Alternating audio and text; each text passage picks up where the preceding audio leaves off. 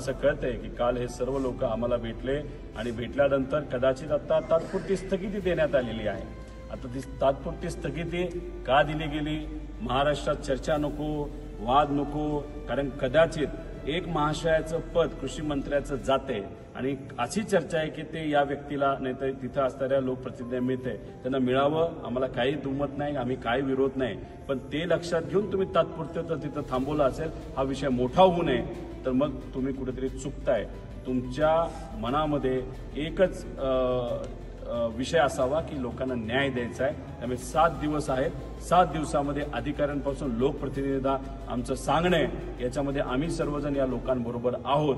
जर या लोकांवर जर अन्याय झाला तर मग हे लोकही महाराष्ट्राचे लोक आणि आम्ही सर्वजण तुम्हाला सोडणार नाही। या लोकांच्या पाठीमागे भक्कमपणे राहून कुठलंही आंदोलन त्या लोकांचं असेल त्या लोकांमध्ये आम्ही सुद्धा तिथं त्या आंदोलनामध्ये उपस्थित राहू आणि या लोकांना न्याय दिल्याशिवाय आम्ही राहणार नाही।